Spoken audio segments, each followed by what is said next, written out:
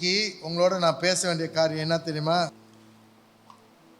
எப்படி ஒரு நாவுனால நம் வாழ்க்கையில் வெல்வதுன்னு, அதானே அர்த்தம். சரி, இன்னைக்கு உலகத்தில் ஜனங்களுக்கு என்னத்தமா, ஜனங்க நிறைய பேருக்கு வாய் இல்லைன்னா வாழ முடியாது சார், நம்மளை ஏமாத்திடுவானுங்க அந்த உலகம், இப்படி நினச்சிருக்கீங்களா? கேட்டிருக்கீங்களா? பேசாமல் இருக்கிறியப்பா பூச்சி மாதிரி, தைரியமாக பேசணும் அப்படின்ட்டு சண்டைலாம் போடணும்.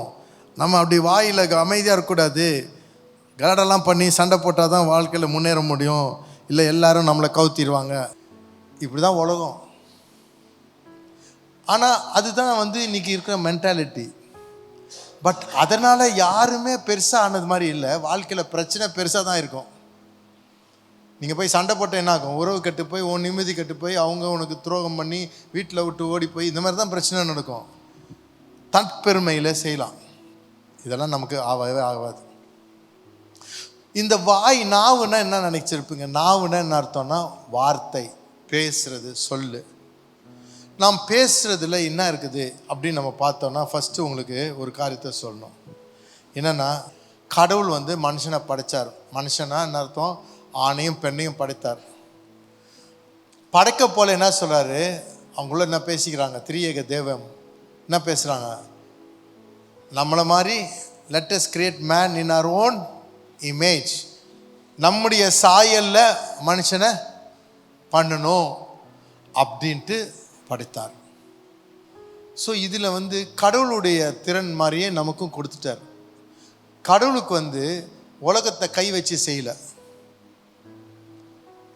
மனுஷன் ஆதாமை தவிர என்ன பண்ணார்? கை வச்சு செய்யலை. ஆதாமியாவால் தான்.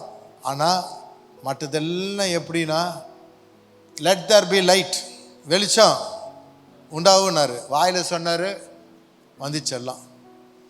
ஒவ்வொரு படைப்பையும் சிருஷ்டிப்பும் கடவுளுடைய கை, வாய் மாதிரி. நல்லா புரிஞ்சு, குழப்பமாயிடாதுங்க. அப்படின்னா என்ன அர்த்தம்? நம்ம கையில் இப்படி இப்படி செய்கிறோம், ஆனால் அவர் என்ன பண்ணுறாரு? அவருடைய குணம், அவர் சொன்னார்னு ஆகும். இதுதான் கடவுள். இந்த திறனை நமக்கும் கொடுத்துருக்கார். நமக்கும் கொடுத்துருக்காரா இல்லையா?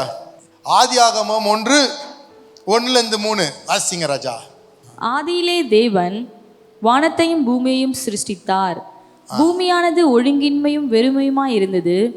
ஆழத்தின் மேல் இருள் இருந்தது. தேவ ஆவியானவர் ஜலத்தின் மேல் அசைவாடி கொண்டிருந்தார். தேவன் வெளிச்சம் உண்டாக கடவது என்றார், வெளிச்சம் உண்டாயிற்று. எப்படி? திருப்பி கடைசி அந்த லைன் வாசிங்க. தேவன் வெளிச்சம் உண்டாக கடவது என்றார். உண்டாக கடவது, வாயில சொன்னாரு, வெளிச்சம் வந்துச்சு.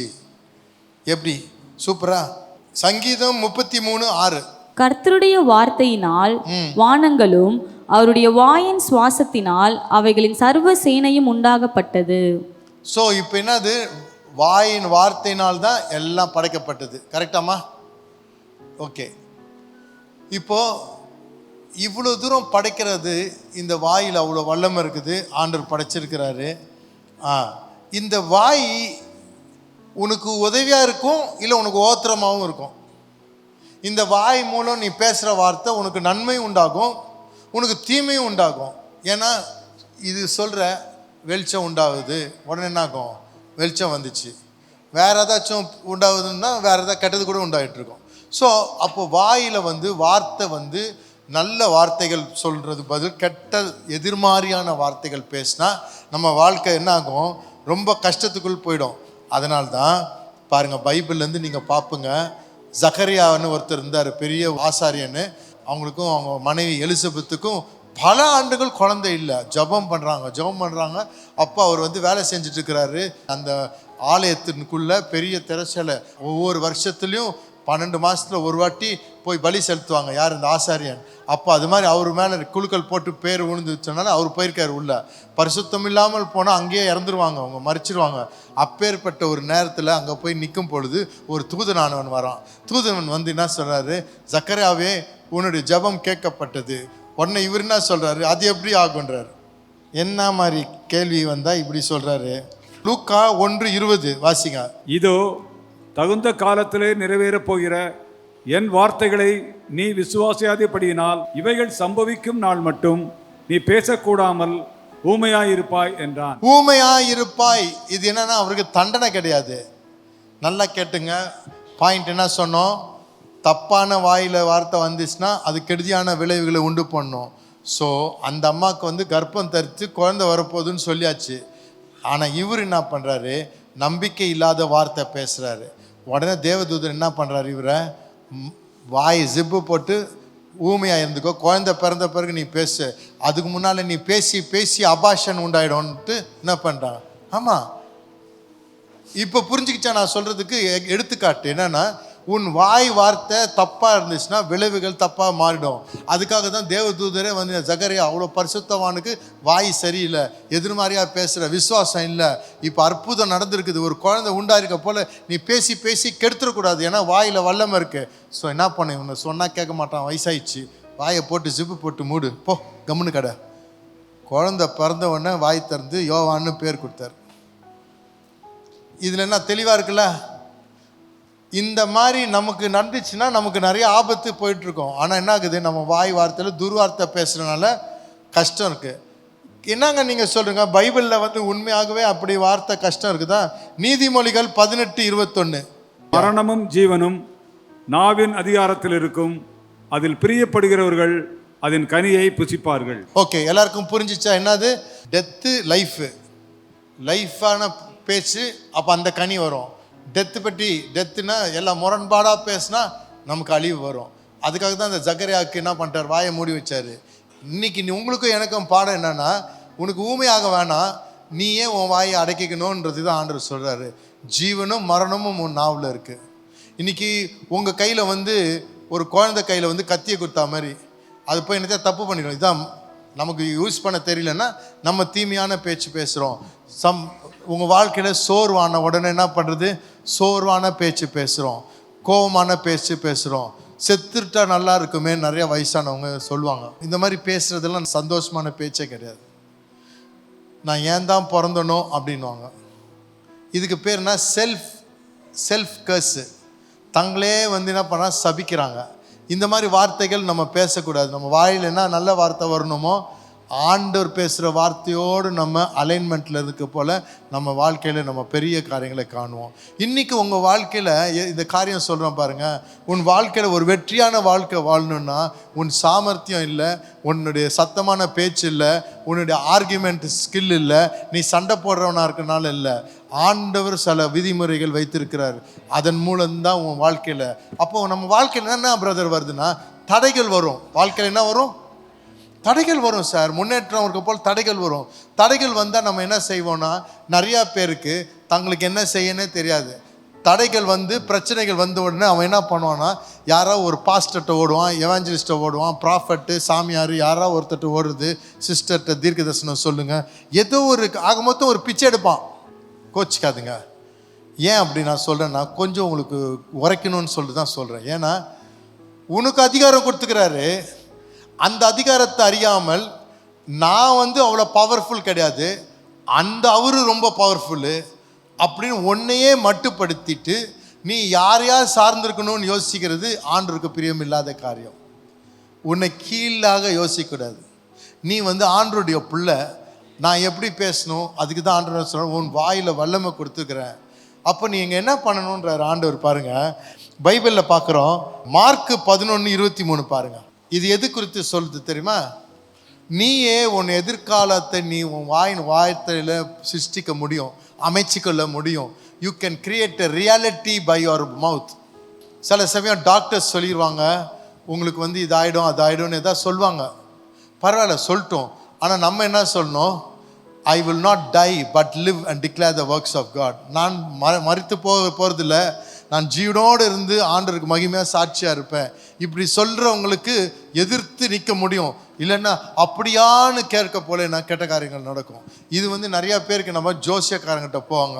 ஜோசியக்காரன்கிட்ட போய் கேட்பாங்க. அவன் சொல்லுவான், உனக்கு வந்து ஒரு இந்த வயசில் ஒரு கட்டு இருக்குது, இதில் வந்து உனக்கு கண்டம் இருக்குது. உடனே அப்படியா அப்படின்னு வாயை திறந்து உள்ளே வந்துடும். ஆமாங்க, இது நான் ஜோக் அடிக்கல, இதெல்லாம் ரியல் ஸ்டஃப் பேசுகிறேன். பயந்துடுறாங்க. அப்படியாங்க கரெக்டாக அவனுக்கு அந்த 27 வயசில் பாருங்கள் இதான் நடக்கும். அன்றைக்கே சொன்னான் சார் ஒரு குறிகாரன், அன்றைக்கே சொன்னான் ஜோசியக்காரன், நீ எதிர்த்து பேச முடியல. நோ நோ நோ, கர்த்தரை நோடக்கூட எனக்கு விரோதமாக எந்த ஆயுதம் வாய்க்காது, எந்த நாவும் நிற்காதுடா படா, கர்த்தரை கூட இருக்கிறார் அப்படி சொல்ற தைரியம் இல்லை. பதறி போயிட்டோம். அதனால தான் இந்த வசனம் வாசிங்க. எவனாகிலும் இந்த மலையை பார்த்து, மலைன்னு அர்த்தம் உனக்கு எதிர்க்க ஒரு எதிர்ப்பு வந்துச்சு, ஒரு வியாதியோ ஒரு பண கஷ்டமோ ஒரு பிரச்சனையோ சண்டையோ எதிர்ப்போ போய் எந்த வரட்டுங்க, மழை ரெயின் கூட ரெயின் வரும் சில சமயம், ஏய் அப்படின்னா நின்றுடும்.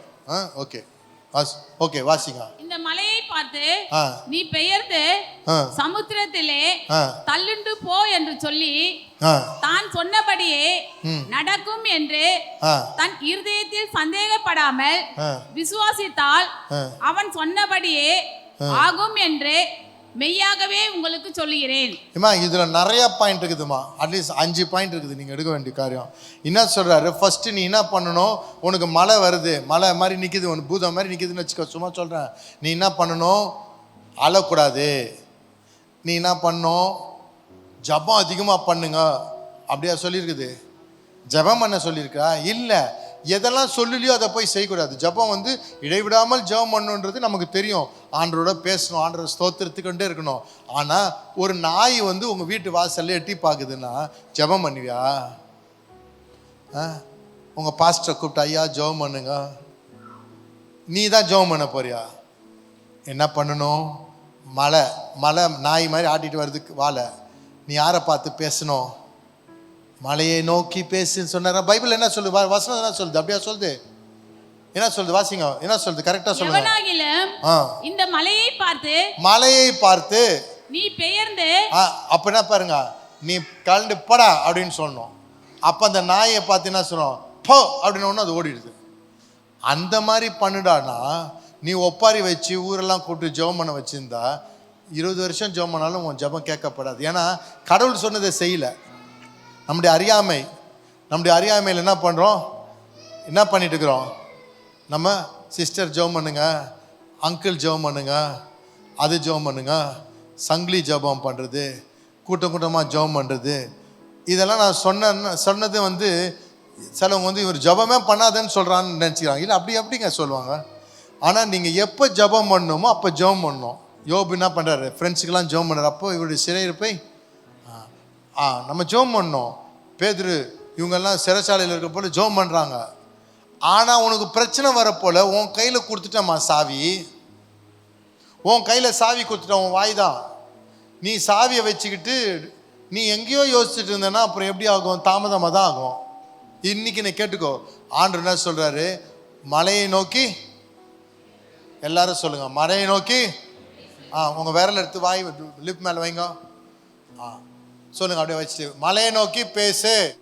அழாத, ஊர் ஃபுல்லாக போய் ஜப குறிக்கோள் கொடுக்காத, நீ பேசு. நீ பேசுனா ஆக்ஷன். ஆமென். ஏன்னா வாயில மரணமும் ஜீவனும் வல்லமை கொடுத்துக்கிறாரு, நம்ம பேசணும்.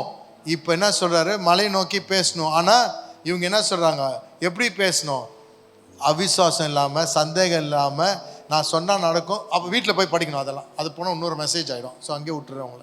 ஸோ இதுலேருந்து என்ன கற்றுக்கிட்டோம், வாயில் நல்லது கெட்டது நடக்கிறது வாய்ப்பு இருக்குது, நம்ம பேசணும். ஆண்டவர் சொல்றார், நோக்கி பேசு, அப்போ போய்டும்னு. இப்போது ஒருத்தருடைய வார்த்தை ஒருத்தரை கொஞ்சம் பேச விட்டாலே தெரிஞ்சிடும் அவர் என்ன கதையில் இருக்கிறாருன்னு. பேசினாலே அவன் புலம்புறதுல தெரியும், சோகத்தில் இருக்கிறானா, இவன் கொஞ்சம் லூஸா, இவன் வெற்றியான பையனா, எல்லாத்தையும் சாதிக்கிறதுக்கு ஓகேயா, இவன் நூடுல்ஸ் கேஸா, எல்லாம் வந்துடும். ஐயோ பிரதர், என்ன பிரதர், நமக்கு எங்கே பிரதர், கர்த்தர்கிட்ட ஜெபம் பண்ணுறோம், வரல பிரதர், என் சோக கதை யாருக்கு தெரியும், ஆண்டவரே நீ, இந்த புலம்புனாலே தெரிஞ்சிடும். உன் வாயின் வார்த்தையில் என்ன தம்மா தெரியும், உன்னை பற்றி தெரியும், உன் இறுதியம் எப்படி இருக்குன்னு தெரியும். நீங்கள் நினைக்கலாம், என்னங்க இது சொல்கிறீங்கண்ணா, ஏன்னா வசனம் சொல்லுகுது. மத்தேயு 12:35 34 வாசிங்க. நல்ல மனுஷன் விரியன் பாம்பு குட்டிகளே,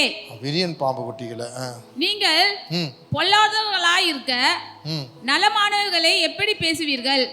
நீங்க எப்படி பொல்லாதவங்களா இருந்தா நல்லது எப்படி வரும்? அப்புறம் வாசிங்க. இருதயத்தின் நிறைவினால் வாய் பேசும். அப்படின்னு நிறுத்துங்க. இருதயத்தில் என்ன நிறைவோ அது வாயில வரும். உங்க இருதயத்தில் பயம் இருந்தா வாயில பயம் வரும். உங்கள் இருதயத்தில் கசப்பு இருந்தால் இன்னொருத்தரை பற்றி கசப்பாகவே பேசிட்டே இருப்பாங்க.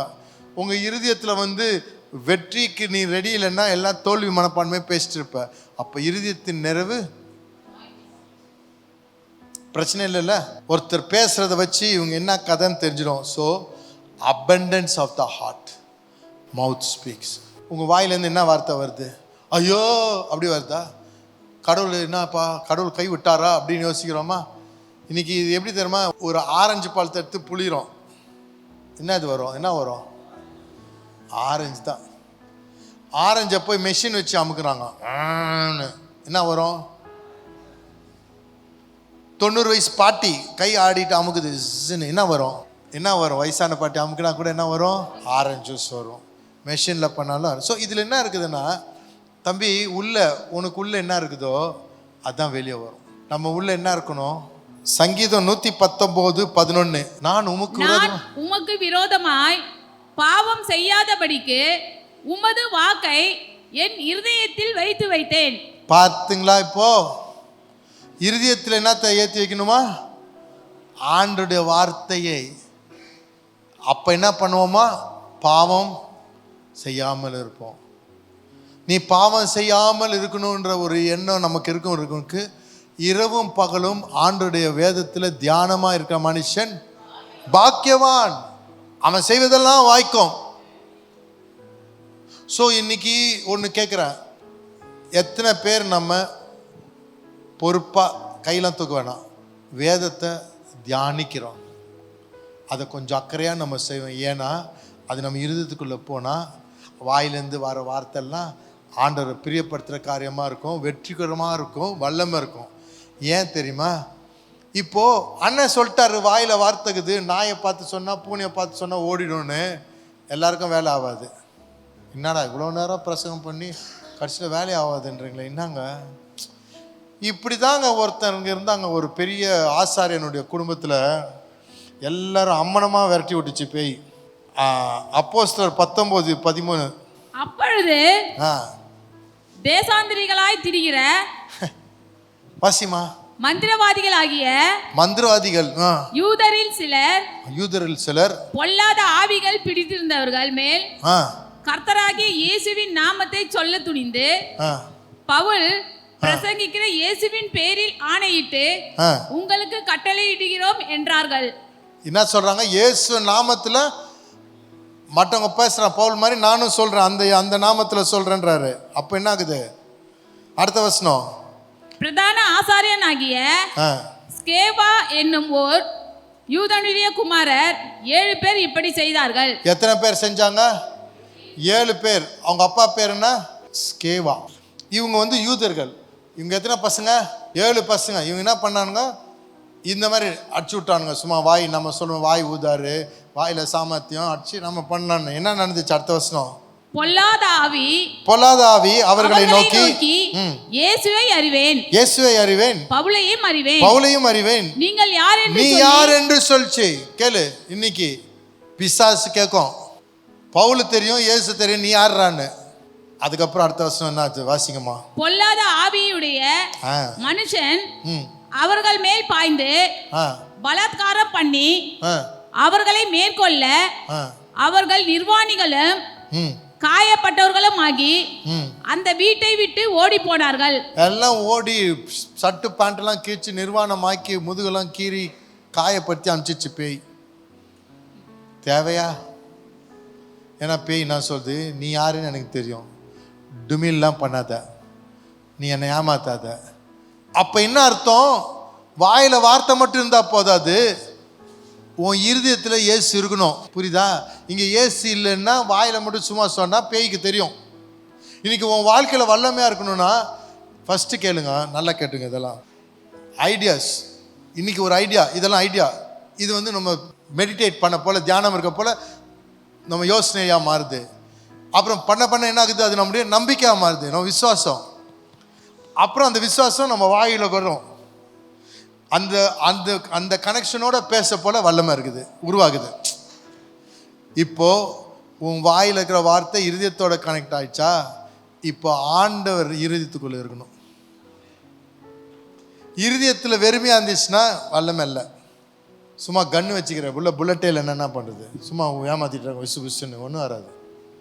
ஆனால் உள்ள ஆண்டவர் இருந்தாருன்னா வசனம் என்னத்தம்மா சொல்லுது, நீ சாதாரண மனுஷன் இல்லை. என்ன ஆகுது, 1 யோவான் 4:4, பிள்ளைகளே நீங்கள் தேவனாய் உண்டாயிருந்து அவர்களை ஜெயித்தீர்கள். ஏனெனில் உலகத்தில் இருக்கிறவர்களிலும் உங்களில் இருக்கிறவர் பெரியவர். இதுதான் பாயிண்ட்டு. உன் உள்ள இருக்கணும். உன் உள்ள இருந்தால் தான் உலகத்தில் இருக்கிற சாத்தான் பேய் மந்திரம் தந்திரத்தை காட்டிலும் உள்ள இருக்கிறவர் பெரியவர். ஆனால் உள்ளேயே உனக்கு அவர் இயேசு இல்லைன்னா உன் வாழ்க்கையில் இதெல்லாம் வீணான மதமாக போய் சடங்காச்சாரமாக போய் கட்டுக்கதையாக போயிடும். ஸோ இன்றைக்கி உங்கள் வாழ்க்கையில் நீங்கள் வெற்றியாக இருக்கணும்னா எப்படி, நாவு என்ன பண்ணணும், என்ன படித்தோம், நாவில் பவர் இருக்குது, நாவில் நன்மையும் தீமையும் இருக்குது, ஜீவனும் மரணமும் இருக்குது. அப்போது உன் வாழ்க்கையில் இந்த மாதிரி காரியங்கள் தீமையாக பேசிடக்கூடாதுன்னு தான் எக்ஸாம்பிள் யார், ஜக்கரியாவை பண்ணார். இன்றைக்கி நம்ம வாழ்க்கையில் இருதயத்தில் வாயிலேருந்து வார்த்தை வரணும்னா என்ன வார்த்தை, நல்ல வார்த்தை வரணும்னா வேதத்தை மனப்பாடம் பண்ணணும். என்ன பண்ணணும், வேதத்தை மனப்பாடம் பண்ணணும். அப்போ என்ன ஆகும், டக்குன்னு பரிசுத்தாவியானவர் ஒரு சூழ்நிலை இருதயத்தில் இருக்கிற வார்த்தை எடுத்து மைண்டுக்கு கொடுப்பார். எனக்கு வாழ்க்கையில் ரொம்ப ஒரு பிரச்சனையான ஒரு சூழ்நிலை, அந்த பிரச்சனையெல்லாம் சொல்ல தேவையில்லை, ரொம்ப கஷ்டமான சூழ்நிலை. அப்போது ஆண்டவர் ஒரு வார்த்தை கொடுத்தார், கர்த்தர் எனக்காக யாவையும் செய்து முடிப்பார். எப்படி சூப்பரா. இந்த ஒரு வார்த்தை வசனம் சொல்லுகிறது லூக்கா 4:4, மனுஷன் அப்பத்தினால் மட்டுமல்ல தேவனுடைய வாயிலிருந்து புறப்படுகிற ஒவ்வொரு வார்த்தையினாலும் பிழைப்பான் என்று எழுதியிருக்கிறது. இன்றைக்கி நான் கேட்குறேன், எத்தனை பேர் நீங்கள் இருக்கட்டும் உங்கள் லைஃப்பில் வெற்றிகரமாக நம்ம வாழ்கிறோமா, நம்ம இன்னொருத்தட்ட போய் நிற்கிறோமா, நம்ம உதவியற்றார் போல் நம்ம காண்றோமா, இல்லை உதவி இல்லாத ஜனங்களுக்கு தைரியமான வீரர்களாக நம்ம வந்துட்டோமா? நல்லா கேட்டுங்க. ஒன்று, நம்ம என்ன பண்ணுறோம், நம்மளே கஷ்டத்தில் இருக்கிறோம், நல்லது, கஷ்டத்துலேருந்து மேலே வரோம், அந்த பாதையில் கற்றுக்கொண்டதை பலருக்கு நம்ம வழிகாட்டுகிறவர்களாக மாறுகிறோம். ஆனால் அதே நிலைமையில் இருக்கக்கூடாது. அதுதான் என்னுடைய நோக்கம். அந்த மீட்டிங்கில் என்னென்னா எல்லோரும் என்ன நம்பி இருக்கணும் இல்லை, அவங்க ஆண்டவரை பிடிச்சிக்கிட்டு அவங்க பலருக்கு உதவியாக மாறணும். கரெக்டாக என்னுடைய நோக்கம் அதுதான். எங்கள் நோக்கம் நிறைய பேருக்கு சொல்லிக் கொடுக்கணும், வாழ்க்கையில் அவங்க ஊழியம் செய்யணும், அவங்க பணத்தில் செழிக்கணும், அவங்க வளரணும், தலைவர்களாக மாறணும், லீடர்ஷிப். நான் சொல்லிக் கொடுக்குறேன்னு சொன்னால் ஒரு தலைவர் சொல்கிறார் வேண்டாம் அவங்கெல்லாம் அப்புறம் எங்களை விட்டு போயிட்டாங்கன்னா என்ன பண்ணுறதுன்னு, நான் என்ன பண்ணுறது? ஆனால் நமக்கு ஆண்டவர் என்ன சொல்ல, போய் உலகத்தில் சீஷர்களாக்கி இதெல்லாம் சொல்லிக் கொடு, நாளைக்கு நீங்கள் போய் பலருக்கு சொல்லிக் கொடுக்கணும், பயமே கிடையாது. நான் எனக்கு தெரிஞ்சதெல்லாம் உங்களுக்கு சொல்லிக் கொடுக்கணும். அதனால தான் நீங்கள் பாருங்கள், நான் பண்ணுற பிரசங்கத்தெல்லாம் யூடியூப்பில் போடுறேன். எதுக்குன்னா நீங்கள் கற்றுக்கிட்டு அதுக்கப்புறம் நீங்கள் மற்றவங்கள்ட்ட பேசணும் அப்படின்ட்டு ஃப்ரீயாக தான் அனுப்புகிறேன். ஸோ இன்றைக்கி நீங்கள் கற்றுக்கிட்ட காரியம் என்னென்னா, உன் லைஃப்பில் நீ விக்டோரியஸாக இருக்கணும்னா உன் வாய், அந்த வாயில் ஆண்டோடைய வசனம், ஆண்டோடைய வார்த்தை, எதிர்மாதிரியான காரியங்கள் வராதபடிக்கு அவருடைய வார்த்தையினால் இருதயம் நிரப்பப்பட்டு இருக்கணும். அப்போ நம்ம சிந்தனைகளும் ப்ராப்பராக இருக்கும், நம்ம பேசுகிற பேச்சு நல்லா இருக்கும். அப்போ தான் நம்ம லைஃப்பில் என்ன ஆகுது, ஆண்டவர் சொல்கிறாரு இது நடக்குது. நானும் எத்தனை வருஷம் ஏசாமி அறியாமலே வாழ்ந்தேன். ஆனால் பைபிள்லாம் தெரியும், பைபிள் எக்ஸாம் எல்லாம் போய் எழுதுவோம். ஆனால் தனிப்பட்ட நபருடைய பாரமாக ஏசாமி கிட்ட நெருங்குறது நம்முடைய கடமை. என்னது சொன்னேன், நீங்கள் தான் ஆண்டவரை தேடி ஆண்டவர்கிட்ட ஒரு உறவு வரணும். கோயில் மாடு மாதிரியே இருக்கணும்னு ஆசைப்பட்டால் கோயில் மாடு மாதிரியே எடுத்துகிட்டு போயிடலாம். ஆனால் நம்ம ஏசாமியை ஏற்றுக்கிட்டால் என்ன ஆகும்னா, உங்கள் வாழ்க்கையில் யாருமே இல்லைன்னு நீங்கள் நினைக்க வேண்டாம். தம்பி தங்கச்சி நல்லா கேளுங்க, உங்கள் வாழ்க்கையில் உன் தாயும் தாப்புனும் உன்னை கைவிட்டாலும் நான் உன்னை கைவிட மாட்டேன்றார். இன்றைக்கி தனியான பாதையில் நம்ம போக வேண்டிய சூழ்நிலை இருக்கும். நான் சின்ன வயசுலேருந்து 19வது வயசில் ரசிக்கப்பட்டேன். 23ல் வெளியூருக்கு பிரயாணம் பண்ண ஆரம்பிச்சிட்டேன் சுவிசேஷகனாக. ரொம்ப காரியம் தெரியாது, ஆனால் கொஞ்சம் காரியம் தெரிஞ்சதை வச்சு நான் ஜனங்களுக்கு பிளெஸ்ஸிங்காக போனேன். அப்போ எத்தனை வருஷம், இது வரைக்கும் 38 ஆண்டுகள் ஆண்டவர் உண்மையுள்ள தேவனாய் என்னை கைவிடலை. இதெல்லாம் போக போல என்ன கண்டு கொண்டேன் தெரியுமா, என் கூட இருக்கிறவர் என்னை வாழ வைக்கும் தேவம். எங்கே போனாலும் நான் சமாளிப்பேன்டா, எவன் வேணாலும் வரட்டும், என்னை ஒருத்தனும் அகேன்ஸ்டாக இருக்க முடியாது. எனக்கு அகேன்ஸ்டாக வந்தவங்க ஒன்றும் இல்லாமல் போகிறது தான் நான் பார்த்தனோ இல்லையா, யாருமே உருப்பட்டே பார்க்கல. இதுக்காக நான் போய் சப்ரங்கால் போட்டு ஜெபம் பண்ணுறது இல்லை. இதுதான் நடக்கும். என் உள்ள இருக்கிறவர் உலகத்தில் இருக்கிறவனை காட்டிலும் பெரியவர். உன்னை தொடுகிறவன் என் கண்மணியை தொடுகிறான்றாரு. என்னுடைய தாசன் இவன் தேசத்துக்குள் போகும் பொழுது இவனை கை வைக்காத, அபிஷேகம் பண்ணப்பட்டவன் ஆண்டு சொல்கிறார். அந்த வசனம்லாம் உண்மை. 2 நாளைக்கு முன்னால் நான் வீட்டில் சோத்தில் சாஞ்சிட்டு உட்காந்துக்கிறேன், காலி ரூமில். சில சமயம் பிஸியாக இருப்போம், சில சமயம் ஒன்றுமே பிஸியாக இருக்காது. ஒரு கான்சர்ட்டுக்கு உழைக்கிறோம், குடு ஓடிட்டே இருப்போம். அப்புறம் கான்சர்ட் முடிச்ச உடனே அடுத்த வாரமே இன்னொரு கான்சர்ட் வந்தால் நல்லாயிருக்கும். ஒன்றுமே இல்லைன்னா அக்கந்தமா அப்படியே டிப்ரெஸ்ட் ஆகுறது கூட வாய்ப்பு இருக்கும். அப்படியே வெறுமையாயிடும். ஆண்டவர் வெறுமையான ஒரு நேரத்தில் சொல்கிறாரு, நான் உன் கூட இருக்கிறேன், இதுக்கு மேலே எனக்கு என்ன வேணும்? நான் டான்ஸ் ஆடணுமா, கத்தணுமா, கான்சர்ட்? அவர் என் கூட இருக்கிறாரு, அது போதுமே. இன்னைக்கு உங்களுடைய தைரியமே அவர் என் கூட இருக்கிறார்ன்ற ஒரு அனுபவிக்கிற அனுபவம். இதை எப்போ வரணும்னா இயேசு நோக்கி கூப்பிடணும். நம்முடைய பாவத்திலேருந்து மனம் திரும்பணும். மனம் திரும்பாத சும்மா இருக்க முடியாது. மனம் திரும்பி ஆகணும். மனம் திரும்பி அவரை விசுவாசிக்கணும். அப்படின்னு என்ன அர்த்தம்? என் வழி வேண்டாம், அந்த கட்டை வேணாம் ஆண்டவரே, நான் உண்மை நோக்கி வருகிறேன் அப்படி சொல்ல போல, அவர் பாவத்திலிருந்து விடுதலை கொடுக்கறது அவரு. உனக்கு விடுவிக்க முடியாது, ஆனால் அவர் உன்னை விடுதலை செய்வார். ஆனால் நீங்கள் எனக்கு வேணும் ஆண்டவரே, என் உள்ளத்தில் வாங்கன்னு சொல்ல போல, உன் உள்ளே இருக்கிற எல்லா கெட்ட காரையும் வெளியே போயிடும். உள்ளே இருக்க முடியாது. இருளும் வெளிச்சமும் ஒன்றா இருக்க முடியாது. இயேசுவானவர் சொல்ல, நானே வெளிச்சமும் நானே ஜீவனுமா இருக்கிறேன். அவர் உள்ளே வந்த உடனே நம்ம வாழ்க்கையில் இருக்கிற எல்லா கெட்ட காரையும் போயிடும். எல்லாருக்கும் அங்கிள் ஆண்டி கோச்சிக்காதுங்க, எல்லாருக்கும் ஒரு சின்ன ரகசிய பாவத்தை சாத்தான் உள்ள வச்சிருப்பான். ஒருத்தர் தம் அடிக்கிறாருன்னா அவர் தான் பெரிய பாவி நினச்சிக்காதுங்க, அது வேற மாற்றே கிடையாது. உன் இருதயம் கேடு உள்ளது இருதயமாக இருக்கணும், கெட்ட காரியங்களை சிந்திக்கும், கெட்டதை தான் உற்பத்தி பண்ணும். You will invent bad things. மன்னிக்க முடியாமல் இருக்கும், கசப்பு இருக்கும், எவ்வளோ காரியம் இருக்குது. இதுக்கெல்லாம் நம்ம என்ன பண்ணுறோம்? மற்றவன் கெட்டவனை பார்த்து நான் அவனை மாதிரி இல்லைன்னு நினைக்கிறோம். ஆனால் ஏசாமி சொல்ற, நீ பாவியாக இருக்கும் பொழுதே உன்னை நான் நேசிக்கிறேன். என்ன அழகு இல்லை?